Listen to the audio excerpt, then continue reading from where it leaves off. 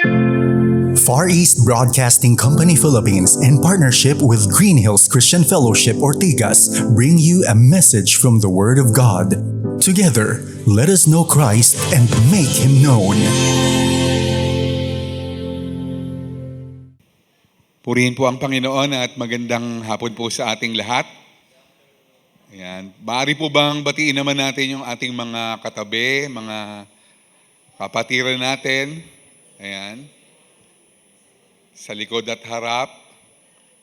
Katunayan po yan ng kabutihan ng Diyos sa ating buhay. Kung kaya sa kanyang kalooban ay nagkasama-sama tayong muli upang atin siyang purihin, sambahin, pasalamatan sa kanyang katapatan at kabutihan sa ating buhay. Alam naman po natin na napaka-fast pacing na po ng buhay natin. Mabilisan ang bawat pagkilos. Marami na nga pong instant, di po ba? Dahil sa mga hinahabol na oras, mga hinahabol na mga due dates, or mga kailangan matapos na gawain. At dahil sa sobrang kabilisan, hindi na natin na-appreciate yung mga magagandang bagay. Hindi na natin masyadong nafe-feel yung mga pagpapala ng Diyos. Nais ng ating Diyos, actually meron tayong tinatawag na work-life balance. Ini-introduce din po yan, lalo na po sa ibang bansa. At ganun din po naman yung hinahangad ng Diyos sa atin, na mamuhay tayo na may balanse sa pagitan ng pagtatrabaho, ganun din naman sa pagpapahinga. Ito ang dahilan sa likod ng kanyang utos na matatagpuan natin sa Exodo 20:11. Sabi po roon, sapagkat sa loob ng 6 na araw ay ginawa ng Panginoon ng langit at ang lupa, ang dagat at ang lahat ng naroroon, at siya ay nagpahinga sa 7 araw. Kaya naman pinagpala ng Panginoon ang araw ng Sabat at itinuring itong banal. Tayo po ay lumapit sa Panginoon, tayo po ay manalangin. Totoo nga po, Panginoon, na napakabuti ninyo at salamat dahil ang araw ng Sabat o ang araw na kung saan ay kailangan kaming magpahinga, ito po ipinagpala nyo rin upang mapanariwa ang aming lakas, mapanumbalik ang aming sigla at maranasan namin ang iyong mapagmahal na presensya. Totoo nga po, Panginoon, ang mundong aming ginagalawan ay labis na abala at maingay. Pagkalooban mo po kami, Panginoon, ng panibagong biyaya mula sa iyong kahangahangang kabutihan. Bigyan ng lakas upang lubos na magtiwala sa iyo at masunod ang iyong utos. Patatagin mo nawa, Panginoon, ang aming pananampalataya at iwaksin namin, Panginoon, ang mga pansarili naming pagnanais. Ang sa gayon ay makasumpong kami ng kapahingahan ayon sa inyong banal na kalooban. Sa pangalan ni Jesus, Amen at Amen.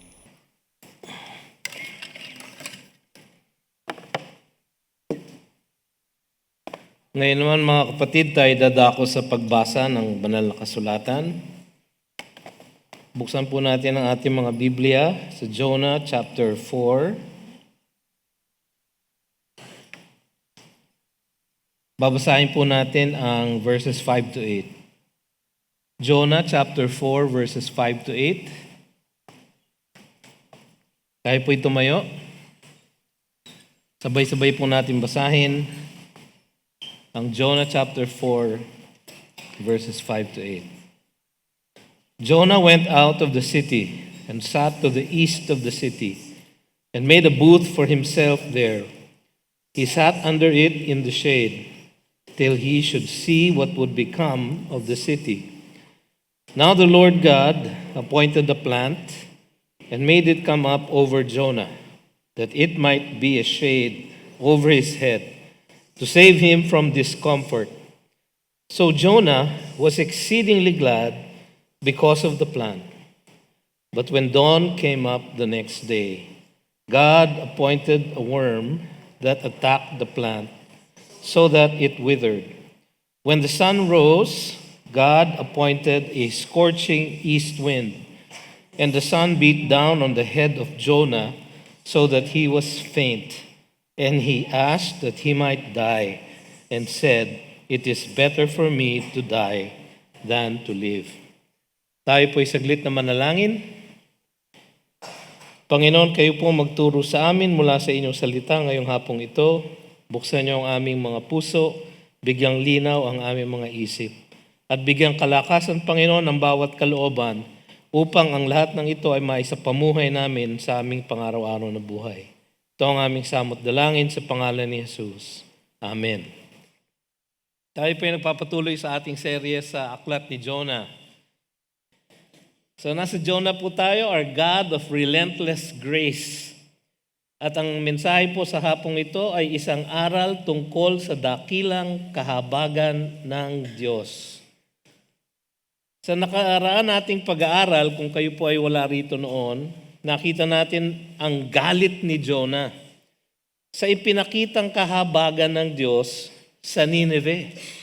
Nabasa po natin yun sa verses 1 and 2 ng chapter 4. But it displeased Jonah exceedingly. Sa Hebrew, ang actual translation po noon ay, ang literal translation ay, it was exceedingly evil to Jonah.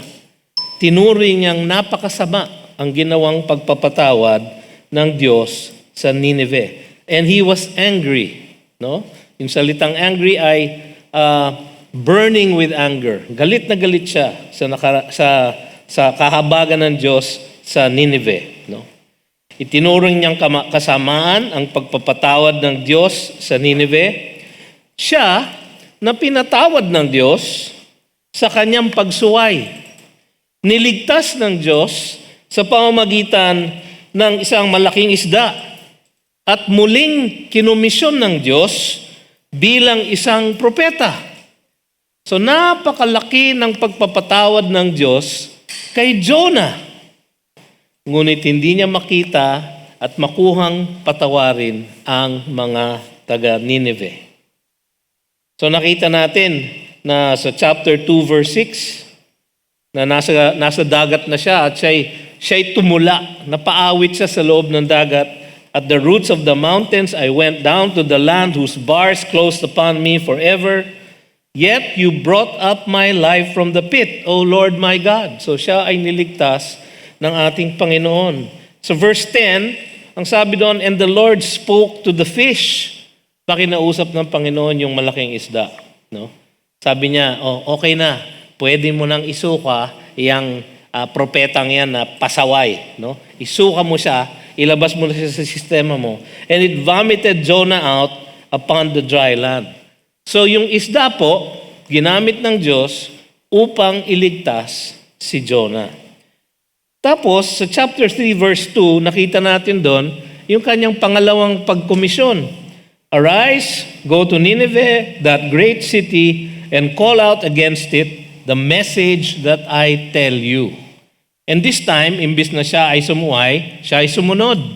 At dahil siya ay sumunod, kahit napakasimple lang, nung kanyang mensahe, isang babala actually, sa bayan ng Nineveh, na 40 days and you will be overturned. No? So, isang mensahe ng repentance ang kanyang dinala at dahil nga doon, dahil makapangyarihan ang salita ng Diyos, ang salita ng Diyos ang may kapangyarihan, hindi po yung salita ng propeta, kundi ang salita ng Diyos mismo. Dahil doon, siya ay nagkaroon ng success. In fact, alam natin na ang buong bayan ng Nineveh ay nagsisi, nagbago, at humingi ng tawad sa Diyos. At sila naman ay pinatawad ng ating Panginoong Diyos. Si Jonah, hindi niya makuhang patawarin kahit na siya ay pinatawad ng Diyos. Makikita niyo po sa ating mensahe ngayong hapong ito, ang dakilang kahabagan ng ating Diyos. At kung paano siya nagpatawad ng paulit-ulit kay Jonah. No? Sana po makita natin ang sarili natin kay Jonah. Dahil katulad ni Jonah, tayo po ay makulit. Tayo ay paulit-ulit ng ating mga pagkukulang sa Diyos. At siya naman ay walang hinto na nagpapatawad sa atin. Palagi tayong itinutuwid, palagi tayong pinapatawad. Kailangan pong matuto tayo ng pagpapatawad sa iba sapagkat tayo'y pinatawad ng ating Diyos. Sa Matthew 18, verses 32 to 35, merong isang parable. No, ang sabi doon, then his master summoned him. Ito po ay isang master na nagpatawad ng napakalaking utang ng isa niyang servant. No? Pero yung servant niya, hindi pinatawad yung mga may utang sa kanya na barya-barya lang. Kaya ang sabi ng master niya, you wicked servant, I forgave you all that debt because you pleaded with me. And should not you have had mercy on your fellow servant as I had mercy on you? And in anger, his master delivered him to the jailers until he should pay all his debt. So pinatawad na siya, binawi tuloy ng kanyang master, yung pagpapatawad sa kanya. So also my heavenly Father will do to every one of you if you do not forgive your brother from your heart. Ang Diyos ay patuloy na nagpatawad kay Jonah, si Jonah, hindi niya maintindihan kung bakit pinapatawad ng Diyos ang Nineveh. Siguro po ilang henerasyon din ng mga mamamayan ng Nineveh ang naapekto nung napakadakilang conversion na ito. Buong bayan ay na-convert. No? Kaya naman ng Diyos, baka sa tanong niya kay Jonah, ang kanyang nais na maituwid ang masamang ugali nito. Kaya sa chapter 4 verse 4, ang wika niya, do you do well to be angry? No? So, dapat ba magalit ka, Jonah? Parang gano'n ang sagot niya. Siyempre, ang sagot doon, dapat hindi. No? Wala siyang karapatan magalit, lalo nang wala siyang karapatan magalit sa Diyos. O hindi niya dapat isipin na may kasama ang ginagawa ng Diyos sapagkat banal ang ating Diyos at hindi siya gumagawa ng kahit na anong kasamaan. Pero galit na galit siya sa Diyos. Kaya yun yung in-address ng ating Panginoon. Do you do well to be angry? Dapat ba magalit ka? Sino ka ba para magalit? Siguro kung ako ang Panginoon, siguro yung itatanong ko, sino ka ba para magalit? Ano ang karapatan mo na magalit? Di ba? Pero ang nais na sigurong pukawin sa damdamin ni Jonah ay yung kanyang guilt. Do you do well to be angry? Tama ba? Dapat ba? Kailangan ko bang tingnan ang aking sariling puso? Upang matanong ko sa sarili ko, meron ba akong karapatan magalit? Dapat ba akong magalit? Hindi ba dapat akong matuwa dahil maraming naligtas dahil sa aking ministeryo? So yun ang tanong na binitawan ng Diyos ng ating huling pag-aaral. So verse 5, makikita natin ang katigasan ng puso ni Jonah sa Diyos. Si Jonah po talaga matigas ang ulo. Hindi lang po matigas ang ulo, matigas ang puso. So sabi sa verse 5, Jonah went out of the city, no? And sat to the east of the city and made a booth for himself there. He sat under it in the shade till he should see what would become of the city. Ano kaya ang ginagawa ni Jonah dito? No? Ito ang sagot niya sa tanong ng Diyos. Ang tanong ng Diyos, do you do well to be angry? Dapat ka bang magalit? No? Ang sagot ni Jonah, lalayas ako. No? Iiwanan ko ang aking mission field. Doon ako inassign ng ating Panginoon, pero iiwanan ko ulit. Titigil muna ako ng aking pagpipreach. Total, lahat na yata nasave eh. No? Kasi mula pa sa hari eh, hanggang sa pinakamababang citizen eh. Lahat ng buong bayan ng Nineveh ay naligtas o nagbago ng buhay. So siguro inisip ni Jonah, pwede na siguro akong umalis. Aalis ako. Bakit siya umalis? Hindi siya umalis para bumalik sa kanyang bayan. No? Siya ay umalis upang pumunta sa silangang bahagi ng city, gumawa siya ng booth. Ito pong booth na ito ay isang tent, isang tolda. no? So, kaya niya ginawa yon para lalagay siya doon, hihintayin niya yung 40 days and Nineveh shall be overturned. Hihintayin niya yung 40 days. Hindi natin alam kung ilang days na siya nagpipreach, no? Alam natin na napakalaki ng syudad, no? Na isang buong araw siguro siya nagpreach, tapos 3 araw bago niya naikot yung buong syudad. So, hindi natin alam kung saan na doon sa 40 days siya naroon. Pero iniisip siguro ni Jonah, hintayin ko nga. Baka naman hindi totoo itong pagsisisi ng mga taga Nineveh. Hihintayin ko at baka yung gusto ko pa rin ang masunod. Nakita niyo ba ginagawa ni Jonah? Meron siyang gustong mangyari. Ang gusto niyang mangyari, malipol lahat itong mga taga Nineveh. Dahil mga kaaway nila itong mortal. Mga masidhi ang kasamaan nitong bayang ito. Kaya gusto niya na sila ay maubos lahat. No? Hindi niya mabitawan yon. Yun ang kalooban niya. Pero hindi yun ang kalooban ng Diyos.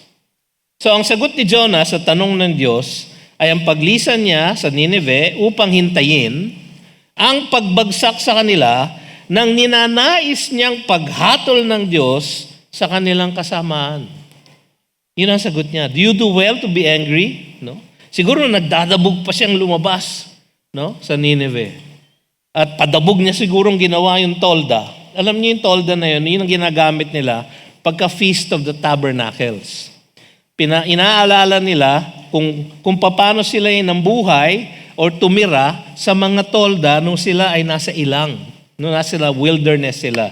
Nung nagmula sila sa Ehipto at papunta sila sa Promised Land. So, every year, meron silang Feast of the Tabernacles. Kung hindi ako nagkakamali, mga bandang October ng isang taon, yung feast na yon, no? So, marunong siyang gumawa ng tolda, no? Hindi natin alam kung saan niya nakuha yung tolda. Siguro dala niya. So, nagtayo siya ng tolda. Hinihintay niya ang paghatol ng Diyos sa kanilang kasamaan. Makikita niyo rito mga kapatid, ang tigas pa rin ang puso ni Jonah. Hindi niya makuhang sumang-ayon sa pagpapatawad ng Diyos. At magalak sa pagsisisi at pagbabago ng mga taga Nineveh. Hindi niya makuhang magalak. Hindi niya makuhang sumang-ayon sa kalooban ng Diyos. Ang gusto niya kasi, yung kalooban niya, ang kalooban niya na gusto ay malipol itong bayan na to. Pero alam naman niya, at sinabi naman kasi ng Panginoon, sa pamamagitan ng ibang propeta, si Prophet Jeremiah, sa Jeremiah 18. No? Ang sabi naman doon, if I tell a nation to repent and they repent, I will relent from the disaster that I will bring upon them. So, alam niya na pwedeng gawin ng Diyos yun. In fact, alam niya nga yun. Takot na nga siya na patawarin ng Diyos itong bayang ito. Yun ang sinabi niya nung sa verse 2 ng chapter 4. Di ba? Ang kanyang sentimiento sa Panginoon, "Oh Lord, is not this what I said when I was yet in my country?" No? Sinasabi ko na nga pa, Panginoon eh. Kasi alam ko mapagpatawad ka, mabagal ka magalit, ikay umaapaw sa pag-ibig. At ikaw ay maaaring magbago at hindi ibigay ang disaster na iyong ipinangako. So alam niya yun. Alam niya yun. Alam niya na pwedeng gawin ng Panginoon yun. Malinaw sa kanya ang kalooban ng Diyos. Ang kalooban ng Diyos ay iligtas ang Nineveh. Noong una, akala niya ang kalooban ng Diyos ay lipulin sila dahil yun ang mensaheng pinadala sa kanila eh. Pero nagbago ang bayan. Nagsisi. Nagbago ng kanilang buhay. Hindi siya makapagsang-ayon doon sa pagbabagong yun. Hindi siya matuwa na sila ay nagsisi. Pero ang sabi ng Luke 15:10, sabi ni Kristo, "Just so I tell you, there is joy before the angels of God over one sinner who repents." Kung totoo po ito at totoo po ito, galing po ito sa bibig ng ating Panginoon, kung ganon, ang dami ng tao na nagrepent. Ang population po ng Nineveh ay 120,000, yung hindi alam ang kanan sa kaliwa, ibig sabihin mga bata. So kung bibilangin natin, na-estimate natin yung buong population nila, ang sabi ng mga teologo, ang sabi ng mga komentarista, mga 500 to 600,000 people ang nasa Nineveh. Kung ang Nineveh, ang lahat sa kanila ay nagsisimula mula sa hari hanggang sa pinakamababang mamamayan, mga 500,000 o 500,000 ang nanampalataya sa Diyos, naniwala sa kanyang babala, at nagsisi. Hindi makuhang matuwa ni Jonah, ang mga anghel sa langit, isa lang ang magsisi. Sila ay nagpa-party na. Sabi sa Luke 15:28-30, ito yung storya ng the prodigal son. Alam niyo yung storya na yun, di ba? Meron isang pasaway na hiningi na yung mana niya sa kanyang tatay. Buhay pa man yung tatay na hiningi na yung mana. No? So, naalala ko yan, tinatanong namin noon ang mga magulang namin. Sila'y tumatanda na at nakakalimot na. Sabi namin, Mada, baka pwede na nating ayusin yung estate planning nyo. Ba ang sabi ng nanay ko, "Oy, buhay pa ako!" No? "Buhay pa ako, kinukuha mo na ang mana mo!" No? Ganun po talaga magsalita ang nanay ko. No? Parang ganun po nangyari dito sa prodigal son. At ginastos niya lang, nagliwaliw, nagwala, nagwalwal. No? At pagkatapos noon siya ay humirap, kumakain na kasama mga baboy. Tapos umuwi siya, sinalubong siya ng tatay niya, tumatakbo. Winelcome siya, nagpa-party sila, binigay sa kanya yung signet ring, kanyang royal clothes. Anong ginawa nung isang anak? Kasi dalawa sila anak eh. Yung isang anak, ganito ang nangyari. But he was angry and refused to go in.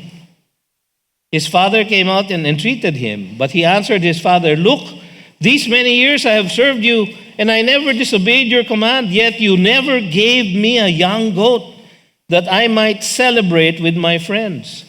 But when this son of yours," ayaw niyang tawaging kapatid niya.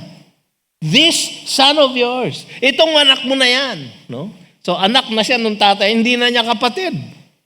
Ganun po ang pagkamuhi niya. "But when this son of yours came, who has devoured your property with prostitutes, you killed the fattened calf for him."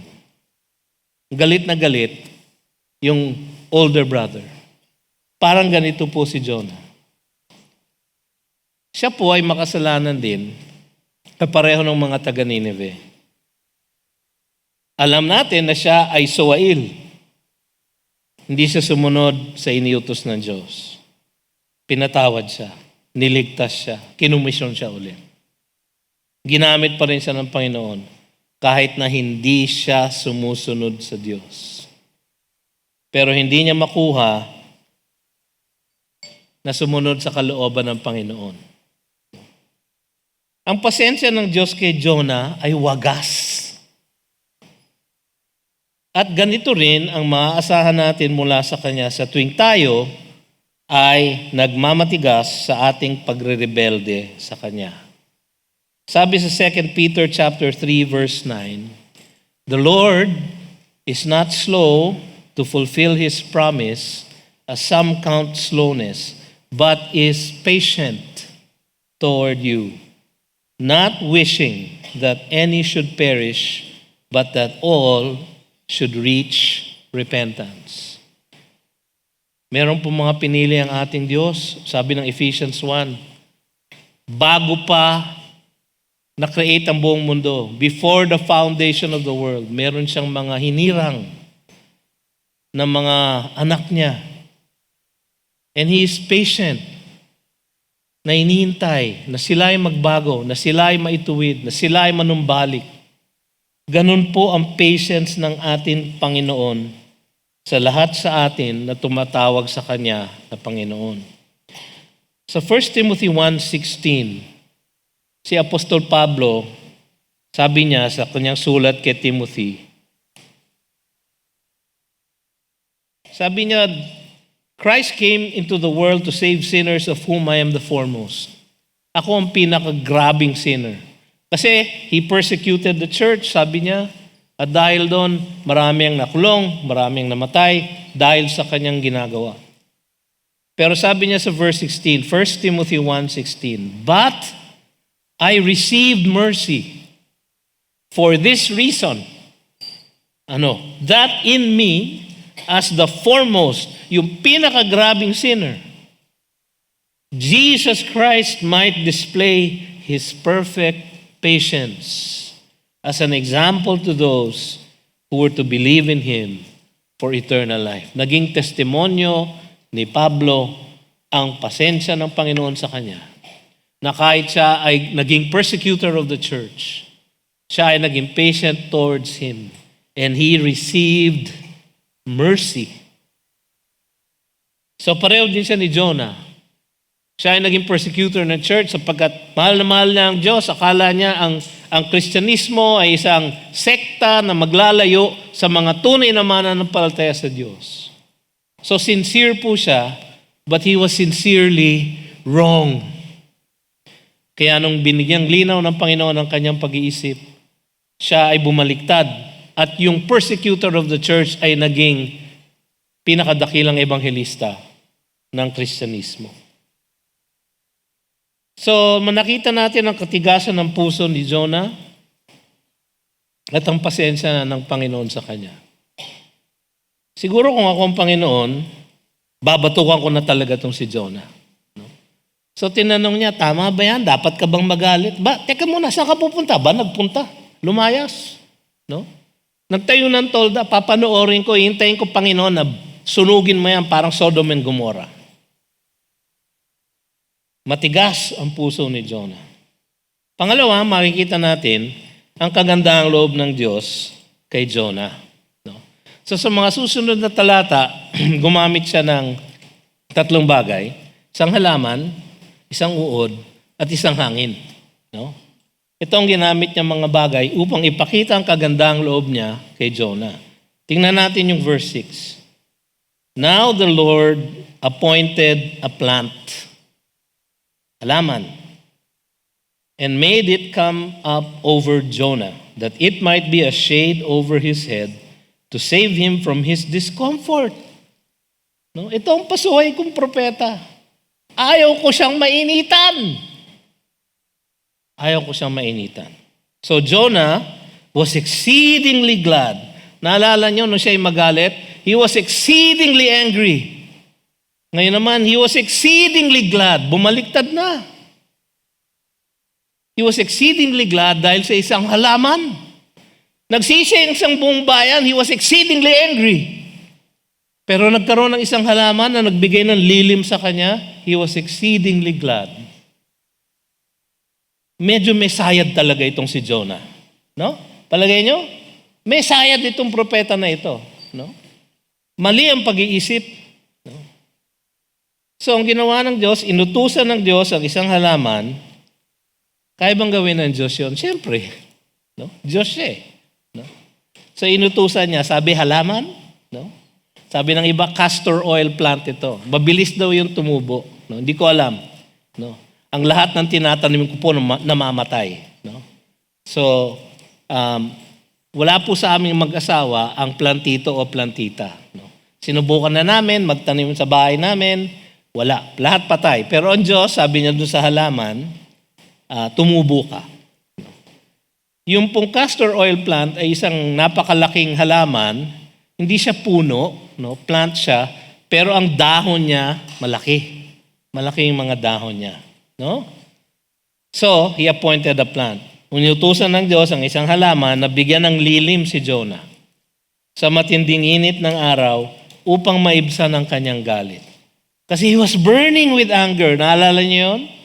No? Chapter 4 verse 1, he was burning with anger. He was very angry. No?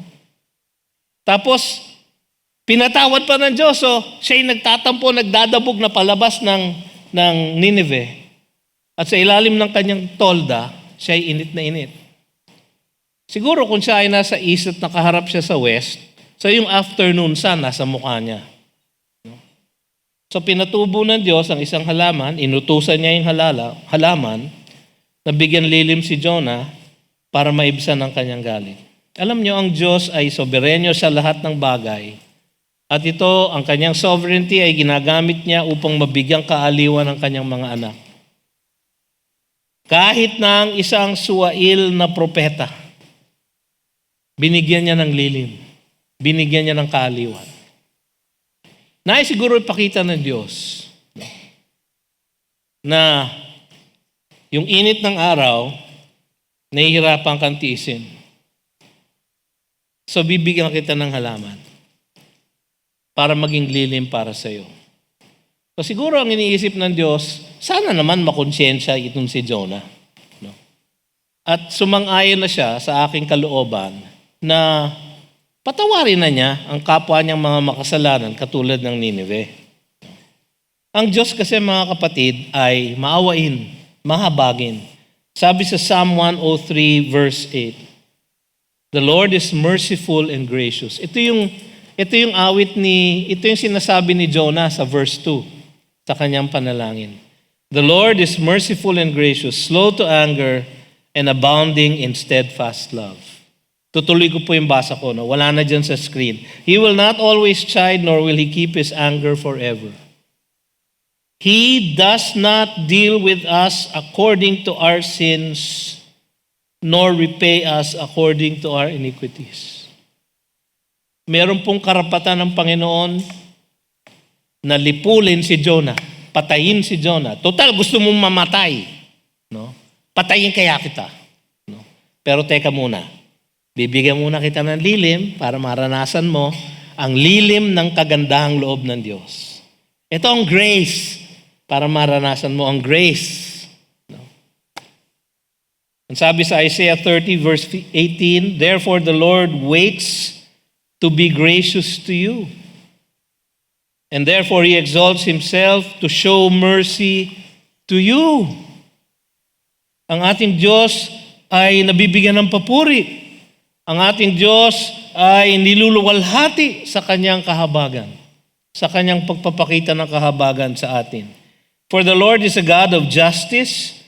Blessed are all those who wait for Him." Yan po ang ating Diyos. Kagandahang loob ng Diyos kay Jonah. Inutusan niya ang isang halaman. Ginamit niya ang kanyang kapangyarihan upang bigyan ng panandaliang kaaliwan or lilim ang kanyang pasuway na propeta. So ikinagalak ni Jonah ang ginawang lilim ng Diyos para sa kanya mula sa init ng araw. Naalala siguro niya ang Psalm 91 verse 1. "He who dwells in the shelter of the Most High will abide in the shadow of the Almighty." So sa anino ng halaman, nadama niya ang kagandahang loob ng ating Diyos. Sa Psalm 121 verse 5, "The Lord is your keeper. The Lord is your shade on your right hand." So nagbibigay ng kagandahang loob ang ating Diyos kahit na tayo ay makasalanan sa Kanya, kahit na tayo ay hindi tapat sa Kanya, Siya ay laging tapat sa atin. Si Jonah ay isang halimbawa.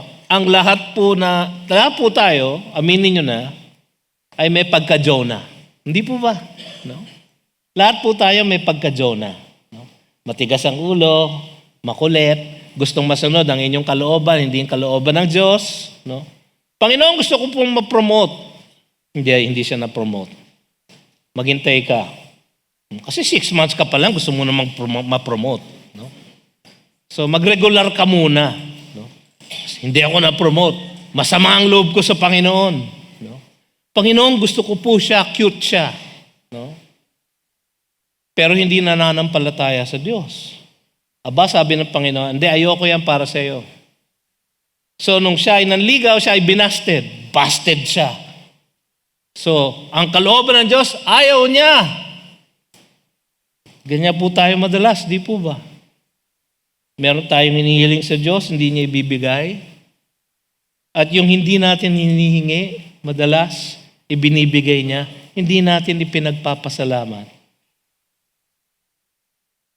Kanino po bang umaga, nung pagising nyo, gumising pa kayo ng buhay? Siguro naman, kasi nandito kayo no? Alam nyo, pagka 65 na po kayo, Paggising nyo sa umaga, ang una ko pong ginagawa, tatanggalin ko po yung aking BiPAP mask. Kasi kailangan ko po ng BiPAP. Kasi kung wala po akong BiPAP, mamamatay po ako sa gabi. Hindi po ako makakahinga. So may BiPAP po ako. Tatanggalin ko. Kasi ang una kong gagawin, ay hihigop ako ng isang malalim na pag-breathe ng hangin. No? Ay, salamat Panginoon, buhay pa ako. Kung minsan, yung mga maliliit na bagay na gano'n, katulad dito halaman, binabaliwala. Natutuwa si Jonah, pero nakita ba natin, narinig ba natin siyang nagpasalamat sa Diyos? Wala siyang pagpapasalamat, no? Ako'y natutuwa, pero wala man lang thank you, Lord. Madalas po, ganyan po tayo. Si Jonah hindi niya makuhang magalak sa pagliligtas ng Diyos sa Nineveh mula sa init ng kanyang paghatol, pero siya'y galak na binigyan siya ng lilim mula sa init ng araw.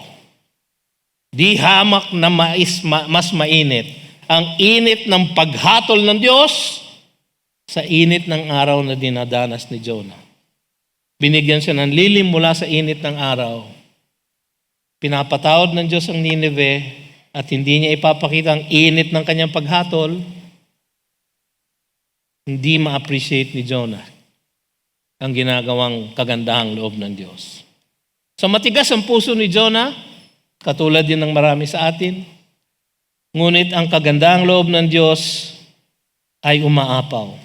Pangatlo at huli, ang aral ng Diyos para kay Jonah. Dito sa verses 7 and 8, meron pa siyang dalawang bagay na ginamit upang turuan si Jonah ng leksyon.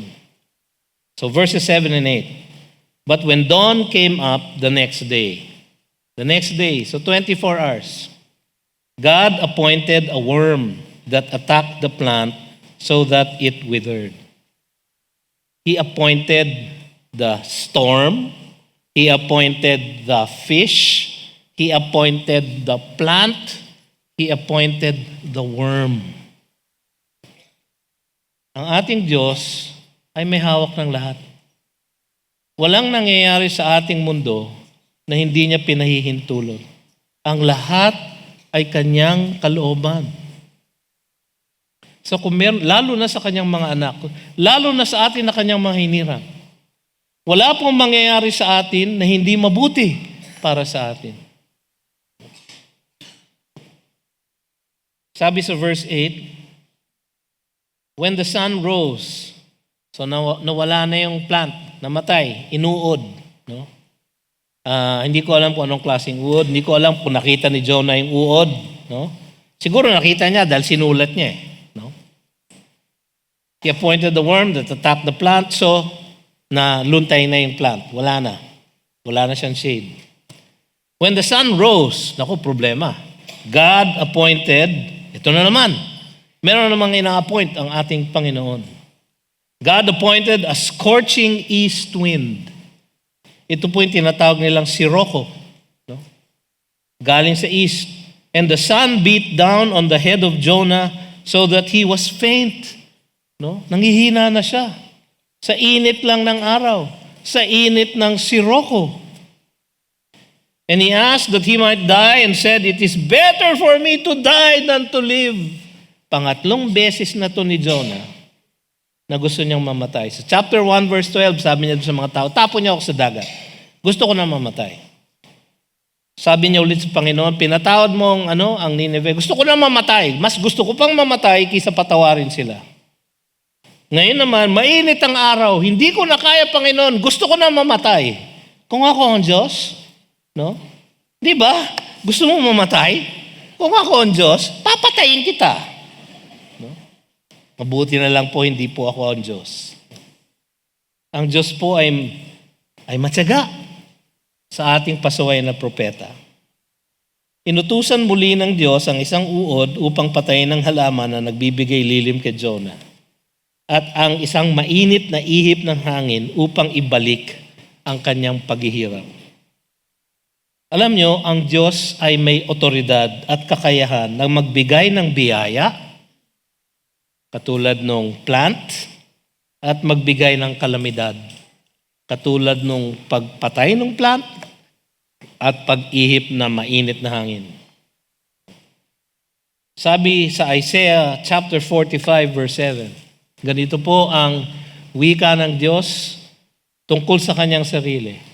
I form light and create darkness. I make well-being and create calamity. I am the Lord who does all these things.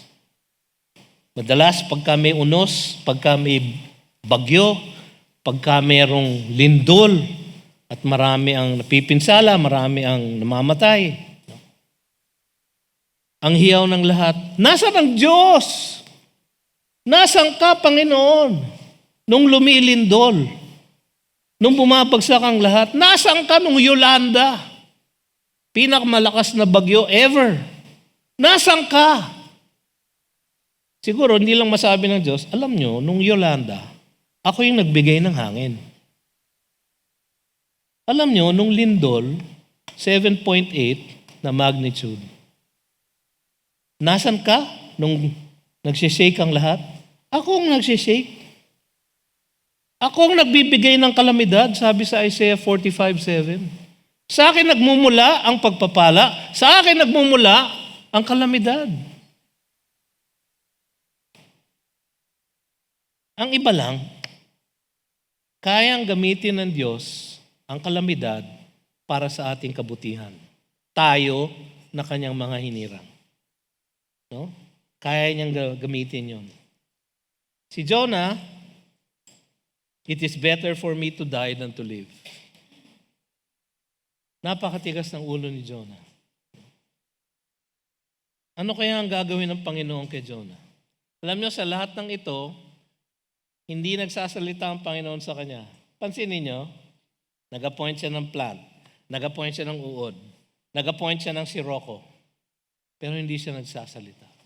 Pero sa verse 9, God said to Jonah. Pero hindi po natin naaralin ngayon yon. Next Sunday po yon. No? So, dyan lang kayo. Ha?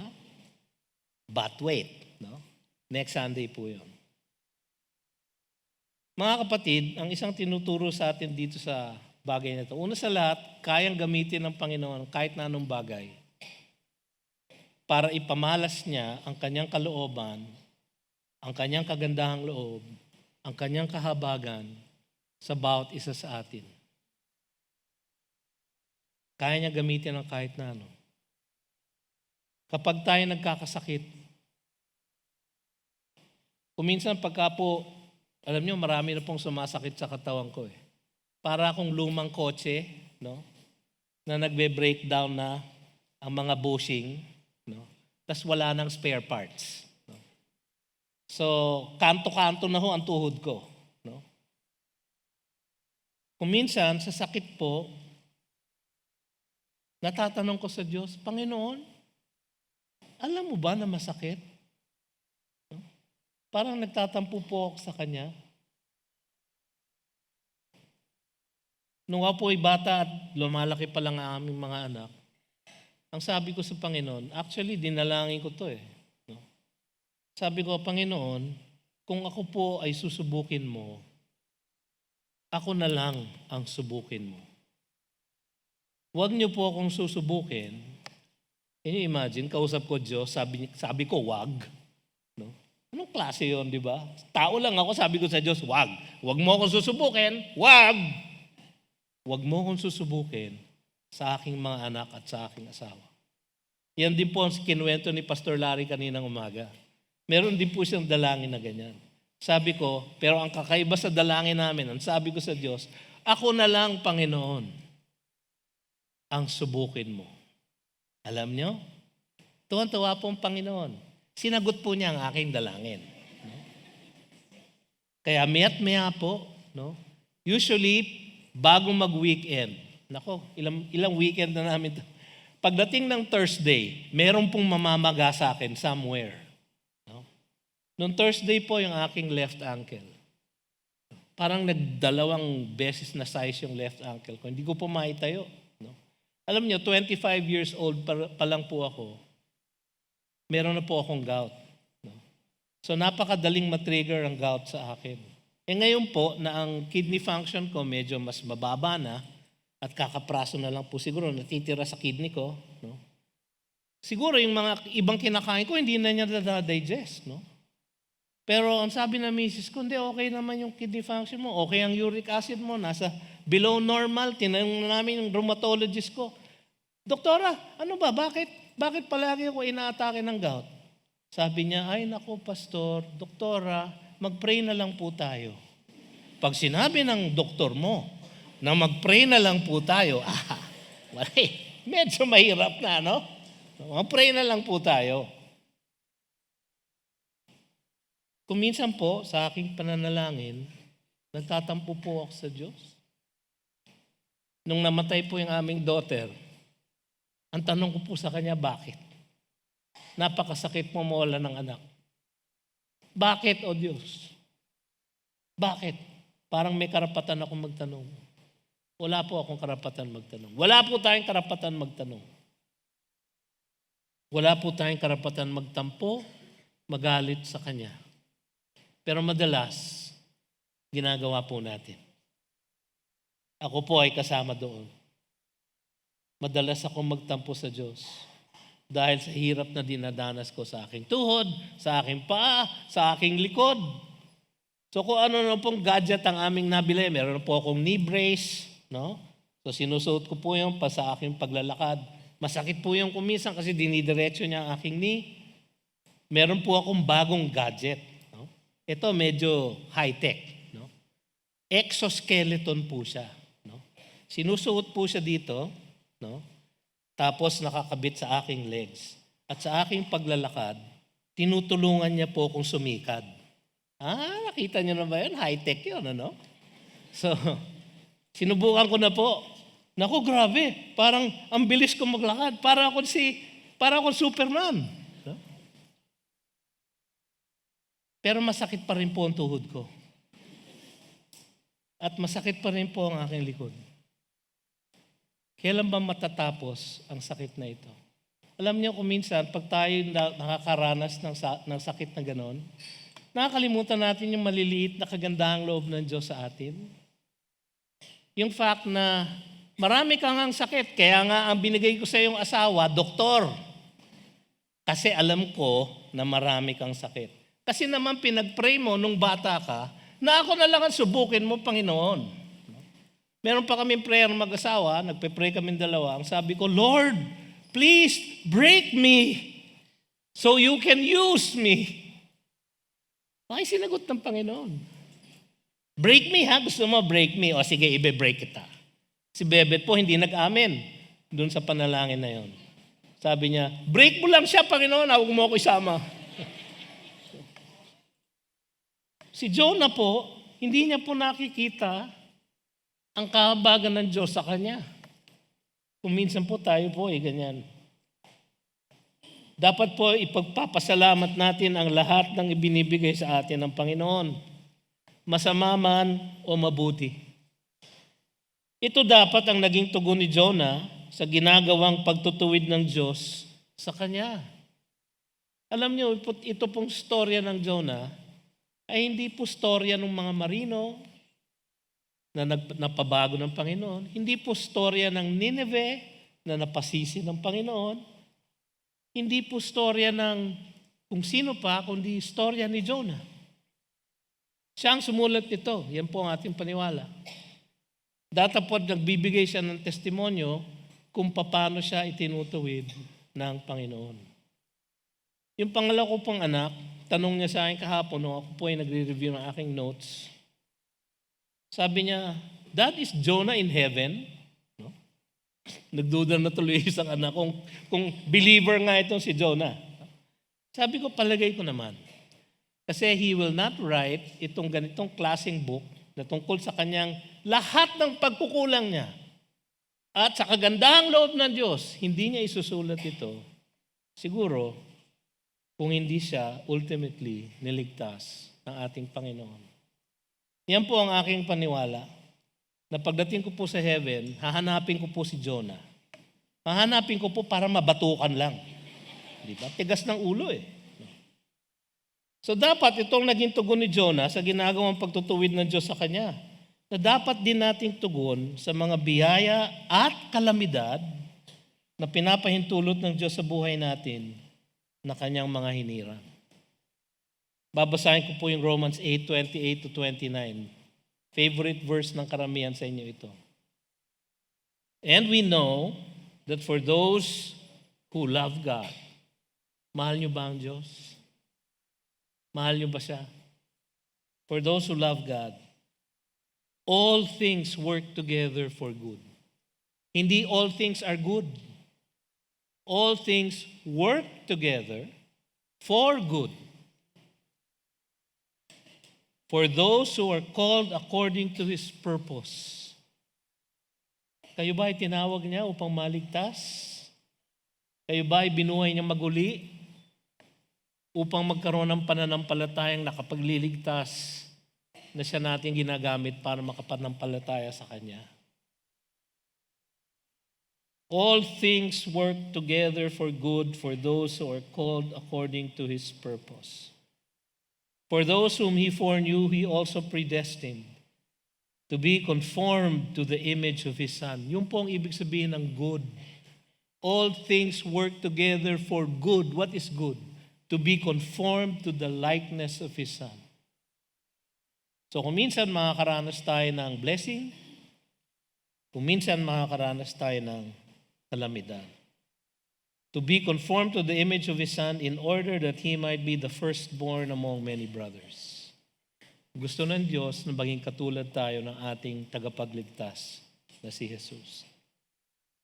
Mga kapatid, hindi tayo nalalayo sa pagiging katulad ni Jonah. Mabuti na lang, mahabagin ang ating Diyos at mapagpasensya sa Kanyang paghubog sa atin, sa wangis ng Kanyang bugtong na anak na si Jesus, na ating Panginoon at tagapagligtas. Sa ating pong buhay, tayo po ay makakaranas ng pagpapala. In fact, palagay ko, kung talagang bibilangin natin ang lahat ng pagpapala na ating tinatanggap sa Panginoon, lalong higit kaysa dun sa mga paghihirap na pinapayagan niya sa ating buhay. Ngunit ang pagpapala at ang kalamidad ay nagmumula sa ating Diyos. At sa Kanyang napakagandang plano, nagagamit niya ang lahat na iyon upang tayo ay maging katulad ni Kristo Jesus. Si Jonah po, matigas ang ulo, matatapos po itong sulat niya na ito o book niya na ito, na hindi niya ilalagay na siya ay nagbagong buhay o nagbago ng isip. Bitin po ang book na ito, parang walang ending. Si Jonah, ayon sa ating Panginoon, ay isang type ni Jesus. Si Jonah, nakita niya na naranasan niya yung kagandahang loob ng Diyos pamamagitan ng isang plant. Ngunit nakita rin niya at naramdaman niya ang paghihirap na dinulot ng isang uod at isang mainit na hangin. Ang ating Panginoon, nung siya ay ipinako sa krus, tinanggap niya ang kaparusahan. Ang kasama dun sa kaparusahan na yon, ang sabi ng Biblia, and the worm will never die. So yung uod, isang uod, nung nagbigay pahirap kay Jonah, naranasan ng ating Panginoong Hesus ang paghahatol na dapat sana'y atin. At yung init ng hangin na hindi niya matiis, gusto niyang mamatay, yung init na yon, mga kapatid, init ng paghatol ng Diyos, ang sinalo ng ating Panginoon upang tayo maligtas. Ewan ko sa inyo. Yung iniisip ko po yun. Ako po inaluluha. Dahil gayon na lamang ang kagandahan loob ng ating Panginoon na kahit na tayo ay pasaway, kahit na tayo ay matigas ang puso, kahit na tayo matigas ang ulo katulad ni Jonah, patuloy siya na nagtutuwid sa atin at nagbibigay ng kagandahang loob sa atin gumagawa ng lahat ng kaparaanan, pagpapala man o kalamidad, upang tayo ay maging kawangis ng kanyang anak na si Jesus. Tayo po'y tumayo at tayo manalangin. Panginoon, marami pong salamat sa inyong kagandahang loob at kahabagan sa amin. Marami sa amin, Panginoon, nakaranas na ng kaligtasan na inyong ipinagkaloob sa amin sa pamamagitan ni Kristo Jesus. Naranasan namin, Panginoon, ang dakilan ninyong kagandahang loob, ang grasya na nagmumula sa inyo. Naranasan namin, O Diyos, kung paano nyo kami binuhay na maguli upang kami ay makapanampalataya kay Jesus. Ngunit, O Diyos, sa aming paglakad sa buhay na ito, madalas kami ay parang si Jonah, matigas ang puso, matigas ang ulo, hindi sumasang-ayon sa inyong kalooban. Patawarin niyo kami, Panginoon, at bigyan niyo kaming kalakasan na sumunod at magpasakop sa inyong kalooban upang sa darating na mga taon, kami ay maging kanais-nais sa inyo at ang buhay namin ay maging kagalakan sa inyo. Ito ang aming samot dalangin. Sa pangalan ng aming Panginoong Hesus, na siyang nagbigay ng basbas at pagpapala sa bawat isa sa amin mula ngayon at magpakailanman, ang kanyang pag-ibig, grasya, pagpapala at ang kanyang paggabay sa kanyang banal na Espiritu. Ang lahat ng ito ay inyong ibinuhos sa amin dahil sa inyong kagandahang loob. Nawa, Panginoon, kayo ay mabigyan ng papuri magpakailanman. Yan ang aming dalangin sa pangalan ni Jesus. At ang lahat ay nagsabi ng Amen. Maraming salamat po. You've just heard a message from the Word with Green Hills Christian Fellowship Ortigas in partnership with Far East Broadcasting Company Philippines. We hope you can join us next week. God bless you.